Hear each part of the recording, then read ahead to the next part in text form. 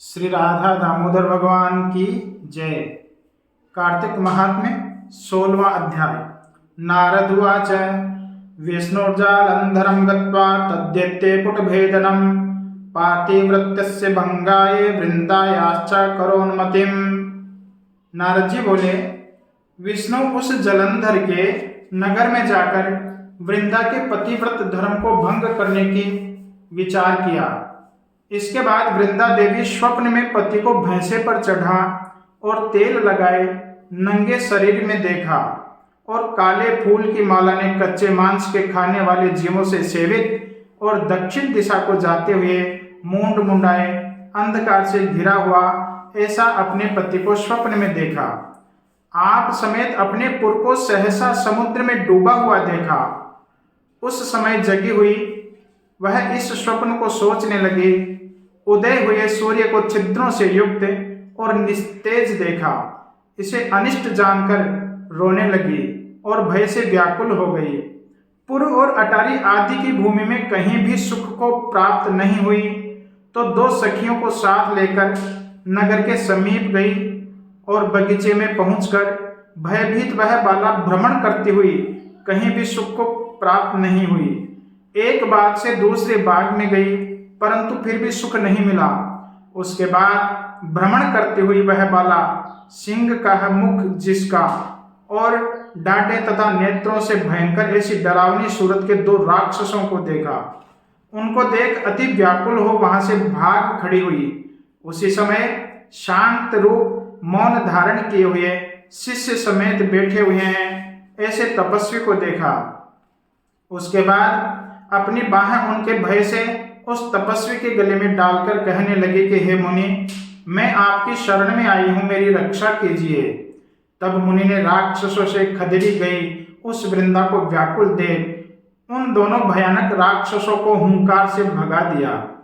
हुंकार से भय से डरकर भाग गए उन राक्षसों को देख वृंदा दंडवत प्रणाम करके मधुर वचन बोली, हे कृपानिधि, आपने इस घोर भय से मेरी रक्षा की। अब मैं कुछ प्रार्थना करना चाहती हूँ, वह कृपा करके आप सुनिए। हे प्रभु, मेरे पति जलंधर रुद्र के साथ युद्ध करने को गए हैं। वहां युद्ध में कैसे हैं? हे उत्तम व्रतधारी महाराज, मुझे बताइए। नारद मुनि ने कहा। मुनि उसके वचन को सुन कृपा करके ऊपर को देखने लगे। इतने में दो वानर आकर उस मुनीश्वर को नमस्कार करके आगे खड़े हो गए। उन ऋषि की भौं की संज्ञा से प्रेरित किए हुए दो कपि आकाश को गए और जाकर आधे ही क्षण में फिर वे दोनों वानर मुनि के आगे स्थित हो गए। जलंधर का सिर और कबंध है हाथों में, जिनके ऐसे उन वानरों को देख वृंदा पति के कष्ट से दुखित हो मूर्छित होकर भूमि में गिर पड़ी।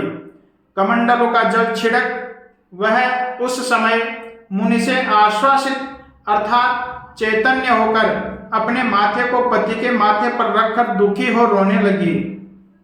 वृंदा बोली, हे प्रभु, जो तुम पहले हास्य विनोद के सुख में आनंदित कर दे, वही तुम मुझ निरपराधिनी से आज क्यों नहीं बोलते हो? तुमने विष्णु सहित सब देवता और गंधर्व जीते और तुम तीनों लोकों के जीतने वाले होकर अब तपस्वी से कैसे मारे गए? नारद जी बोले, उस समय वृंदा ऐसे रोदन करती हुई मुनि से बोली, हे कृपानिधि, हे मुनि, मेरे पति को लाओ, आप ही इसके जिलाने में समर्थ हो ऐसा मेरा विश्वास है। यह उसका वचन सुन हंसकर मुनि बोले, रुद्र से संग्राम में मारे गए इसको मेरी जिलाने की सामर्थ्य नहीं है, तो भी तेरे ऊपर जो कृपा है उससे युक्त मैं इसे जिलाता हूं। ऐसे कहकर ब्राह्मण अंतर्ध्यान हो गए। उसी समय वह सागर नंदन जीवित हुआ। वृंदा को आलिंगन करके प्रसन्न मन हो अनंतर वृंदा भी पति को देख मन में हर्षित हो गई। उस बाग में रहकर उसने पति समेत बहुत दिनों तक विहार किया। एक बार भोग के अंत में उसी विष्णु को देखा। फिर क्रोधित हो धमका कर वृंदा बोली, हे हरि, पराई स्त्री के साथ भोग करने वाले तुम्हारे शील को धिक्कार है। प्रत्यक्ष में तपस्वी रूप के धारण करने वाले तुम भली भांति मायावी जाने गए, और तुम माया से जिन्हें मुझको दिखाए वे तुम्हारे द्वारपाल हैं। वे ही दोनों राक्षस होकर तुम्हारी स्त्री को हरेंगे, और तुम भी स्त्री के दुख से दुखी हो वन में वानरों की सहायता प्राप्त करोगे। सर्वेश्वर, तुम भी भ्रमण करोगे, और यह जो तुम्हारे शिष्य हैं ये मृग रूप होंगे।